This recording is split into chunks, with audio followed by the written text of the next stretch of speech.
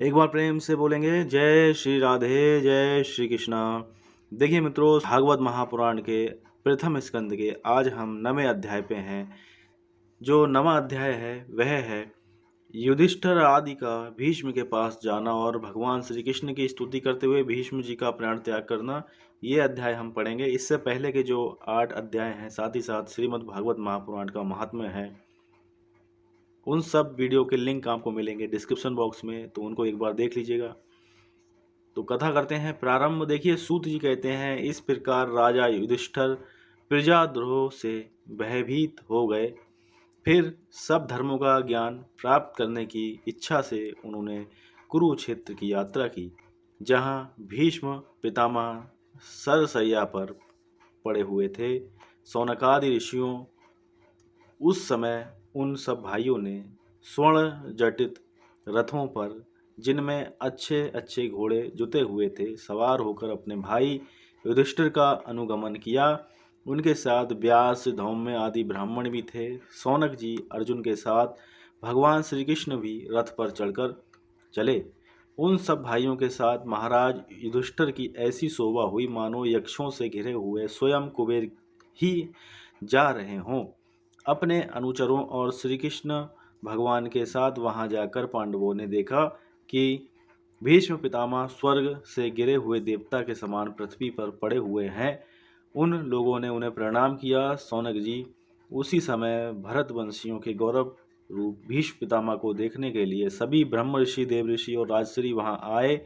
पर्वत, नारद, धौम्य, भगवान व्यास, बृहदशव, भारद्वाज शिष्यों के साथ परशुराम जी, वशिष्ठ, इंद्र प्रमद, चित्र, गृहसमद, असित, कशिवान, गौतम, अत्रि, विश्वामित्र, सुदर्शन तथा और भी सुखदेव आदि शुद्ध हृदय महात्मा गण एवं शिष्यों के सहित कश्यप, अंगिरापुत्र, बृहस्पति आदि मुनिगण भी वहां पधारे।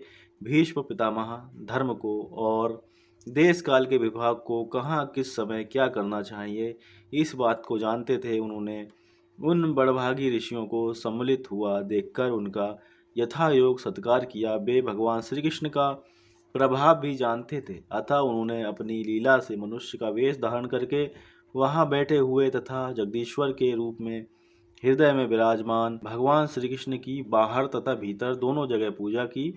पांडव बड़े विनय और प्रेम के साथ भीष्म पितामह के पास बैठ गए। उन्हें देखकर भीष्म पितामह की आंखें प्रेम के आंसुओं से भर गईं। उन्होंने उनसे कहा, धर्म पुत्रों, हाय हाय, ये बड़े कष्ट और अन्याय की बात है कि तुम लोगों को ब्राह्मण धर्म और भगवान के आश्रित रहने पर भी इतने कष्ट के साथ जीना पड़ा, जिसके तुम कदापि योग्य नहीं थे। अतिरथि पांडु की मृत्यु के समय तुम्हारी अवस्था बहुत छोटी थी। उन दिनों तुम लोगों के लिए कुंती रानी को और साथ साथ तुम्हें भी बार बार बहुत से कष्ट झेलने पड़े। जिस प्रकार बादल वायु के बस में रहते हैं, वैसे ही लोकपालों के सहित सारा संसार काल भगवान के अधीन है। मैं समझता हूँ कि तुम लोगों के जीवन में ये जो अप्रिय घटनाएं घटित हुई हैं, वे सब उन्हीं की लीला है। नहीं तो जहाँ साक्षात धर्मपुत्र राजा युधिष्ठिर हों, गदाधारी भीमसेन और धनुर्धारी अर्जुन रक्षा का काम कर रहे हों, गांडीव धनुष हो और स्वयं श्री कृष्ण सुहृद हों, भला वहाँ भी विपत्ति की संभावना है। ये काल रूप श्री कृष्ण कब क्या करना चाहते हैं, इस बात को कभी कोई नहीं जानता। बड़े बड़े ज्ञानी भी इसे जानने की इच्छा करके मोहित हो जाते हैं। युधिष्ठिर, संसार की ये सब घटनाएं ईश्वर इच्छा के अधीन है। उसी का अनुसरण करके तुम इस अनाथ प्रजा का पालन करो, क्योंकि अब तुम ही इसके स्वामी और इसे पालन करने में समर्थ हो। हे श्री कृष्ण साक्षात भगवान हैं। ये सबके आदि कारण और परम पुरुष नारायण हैं। अपनी माया से लोगों को मोहित करते हुए ये यदुवंशियों में छिपकर लीला कर रहे हैं। इनका प्रभाव अत्यंत गूढ़ एवं रहस्यमय है। युधिष्ठिर, इसे भगवान शंकर, देवऋषि नारद और स्वयं भगवान कपिल ही जानते हैं, जिन्हें तुम अपना ममेरा भाई, प्रिय मित्र और सबसे बड़ा हितु मानते हो, तथा जिन्हें तुमने प्रेमवश अपना मंत्री, दूत और सारथी तक बनाने में संकोच नहीं किया। वे स्वयं परमात्मा हैं। इन सर्वात्मा समदर्शी अद्वितीय अहंकार रहित और निष्पाप परमात्मा में उन ऊंचे नीचे कार्यों के कारण कभी किसी प्रकार की विषमता नहीं होती। युधिष्ठिर, इस प्रकार सर्वत्र सम होने पर भी देखो तो सही, वे अपने अनन्य प्रेमी भक्तों पर कितनी कृपा करते हैं। यही कारण है कि ऐसे समय में जबकि मैं अपने प्राणों का त्याग करने जा रहा हूँ, इन भगवान श्री कृष्ण ने मुझे साक्षात दर्शन दिया है। भगवत परायण योगी पुरुष भक्ति भाव से इनमें अपना मन लगाकर और वाणी से इनके नाम कीर्तन करते हुए शरीर का त्याग करते हैं और कामनाओं से तथा कर्म के बंधन से छूट जाते हैं। वे ही देवदेव भगवान अपने प्रसन्न हास्य और रक्त कमल के समान अरुण नेत्रों से उल्लसित मुख वाले चतुर्भुज रूप से, जिसका और लोगों को केवल ध्यान में दर्शन होता है, तब तक यही स्थित रहकर प्रतीक्षा करें जब तक मैं इस शरीर का त्याग कर दूं। सूत जी कहते हैं, युधिष्ठिर ने उनकी ये बात सुनकर शरशैया पर सोए हुए भीष्म पितामह से बहुत से ऋषियों के सामने ही नाना प्रकार के धर्मों के संबंध में अनेकों रहस्य पूछे। तब तत्ववेत्ता भीष्म पितामह ने वर्ण और आश्रम के अनुसार पुरुष के स्वाभाविक धर्म और वैराग्य तथा राग के कारण विभिन्न रूप से बतलाए हुए निवृत्ति और प्रवृत्ति रूप द्विविध धर्म, दान धर्म, राजधर्म, मोक्ष धर्म, स्त्री धर्म और भगवत धर्म, इन सब का अलग अलग संक्षिप्त और विस्तार से वर्णन किया। शौनक जी इनके साथ ही धर्म, अर्थ, काम और मोक्ष, इन चारों पुरुषार्थों का तथा इनकी प्राप्ति के साधनों का अनेकों उपाख्यान और इतिहास सुनाते हुए विभागशः वर्णन किया। भीष्म पितामह इस प्रकार धर्म का प्रवचन कर ही रहे थे कि वह उत्तरायण का समय आ पहुंचा, जिसे मृत्यु को अपने अधीन रखने वाले भगवत परायण योगी लोग चाहा करते हैं। उस समय हजारों रथियों के नेता भीष्म पितामह ने वाणी का संयम करके मन को सब ओर से हटाकर अपने सामने स्थित आदि पुरुष भगवान श्री कृष्ण में लगा दिया। भगवान श्री कृष्ण के सुंदर चतुर्भुज विग्रह पर उस समय पीताम्बर फहरा रहा था। भीष्म जी की आंखें उसी पर एक टक लग गईं।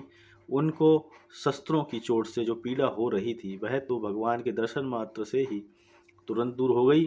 तब भगवान की विशुद्ध धारणा से उनके जो कुछ अशुभ शेष थे, वे सभी नष्ट हो गए। अब शरीर छोड़ने के समय उन्होंने अपनी समस्त इंद्रियों के वृत्ति विलास को रोक दिया और बड़े प्रेम से भगवान की स्तुति की। भीष्म जी ने कहा, अब मृत्यु के समय मैं अपनी यह बुद्धि, जो अनेक प्रकार के साधनों का अनुष्ठान करने से अत्यंत शुद्ध एवं कामना रहित हो गई है, यदुवंश शिरोमणि अनंत भगवान श्री कृष्ण के चरणों में समर्पित करता हूँ, जो सदा सर्वदा अपने आनंदमय स्वरूप में स्थित रहते हुए ही कभी विहार करने की, लीला करने की इच्छा से प्रकृति को स्वीकार कर लेते हैं, जिससे ये सृष्टि परंपरा चलती है। जिनका शरीर त्रिभुवन सुंदर एवं श्याम तमाल के समान सांवला है, जिस पर सूर्य रश्मियों के समान श्रेष्ठ पीताम्बर लहराता रहता है और कमल सदृश मुख पर घुंघराली अलकें लटकती रहती हैं, उन अर्जुन सखा श्री कृष्ण में मेरी निष्कपट प्रीति हो। मुझे युद्ध के समय की उनकी वह विलक्षण छवि याद आती है। उनके मुख पर लहराते हुए घुंघराले बाल घोड़ों की टाप की धूल से मटमैले हो गए थे और पसीने की छोटी छोटी बूंदें शोभायमान हो रही थी। मैं अपने तीखे बाणों से उनकी त्वचा को भींग रहा था। उन सुंदर कवच मणित भगवान श्री कृष्ण के प्रति मेरा शरीर, अंतःकरण और आत्मा समर्पित हो जाए। अपने मित्र अर्जुन की बात सुनकर, जो तुरंत ही पांडव सेना और कौरव सेना के बीच में अपना रथ ले आए और वहां स्थित होकर जिन्होंने अपनी दृष्टि से ही शत्रु पक्ष के सैनिकों की आयु छीन ली, उन पार्थ सका भगवान श्री कृष्ण में मेरी परम प्रीति हो। अर्जुन ने जब दूर से कौरवों की सेना के मुखिया हम लोगों को देखा, तब पाप समझकर वह अपने स्वजनों के वध से विमुख हो गया। उस समय जिन्होंने गीता के रूप में आत्मविद्या का उपदेश करके उसके सामयिक अज्ञान का नाश कर दिया, उन परम पुरुष भगवान श्री कृष्ण के चरणों में मेरी प्रीति बनी रहे। मैंने प्रतिज्ञा कर ली थी कि मैं श्री कृष्ण को शस्त्र ग्रहण कराकर छोड़ूंगा। उसे सत्य एवं ऊंची करने के लिए उन्होंने अपनी शस्त्र ग्रहण न करने की प्रतिज्ञा तोड़ दी। उस समय वे रथ से नीचे कूद पड़े और सिंह जैसे हाथी को मारने के लिए उस पर टूट पड़ता है, वैसे ही रथ पर पहिया लेकर मुझ पर झपट पड़े। उस समय वे इतने वेग से दौड़े कि उनके कंधे का दुपट्टा गिर गया और पृथ्वी कांपने लगी। मुझ आतताई ने तीखे बाण मार मारकर उनके शरीर का कवच तोड़ डाला था, जिससे सारा शरीर लहूलुहान हो गया था। अर्जुन के रोकने पर भी वे बलपूर्वक मुझे मारने के लिए मेरी ओर दौड़े आ रहे थे। वे ही भगवान श्री कृष्ण जो ऐसा करते हुए भी मेरे प्रति अनुग्रह और भक्त वत्सलता से परिपूर्ण थे, मेरी एकमात्र गति हों, आश्रय हों। अर्जुन के रथ की रक्षा में सावधान जिन श्री कृष्ण के बाएं हाथ में घोड़ों की रास थी और दाहिने हाथ में चाबुक, इन दोनों की शोभा से उस समय जिनकी अपूर्व छवि बन रही थी, तथा महाभारत युद्ध में मरने वाले वीर जिनकी इस छवि का दर्शन करते रहने के कारण सारूप्य मोक्ष को प्राप्त हो गए, उन्हीं पार्थ सारथी भगवान श्री कृष्ण में मैं मुझ मरणासन की परम गति परम प्रीति हो, जिनकी लटकीली सुंदर चाल, हाव भाव युक्त चेष्टाएं, मधुर मुस्कान और प्रेम भरी चितवन से अत्यंत सम्मानित गोपियां रासलीला में उनके अंतर ध्यान हो जाने पर प्रेमोन्माद से मतवाली होकर जिनकी लीलाओं का अनुकरण करके तन्मय हो गई थी, उन्हीं भगवान श्री कृष्ण में मेरा परम प्रेम हो।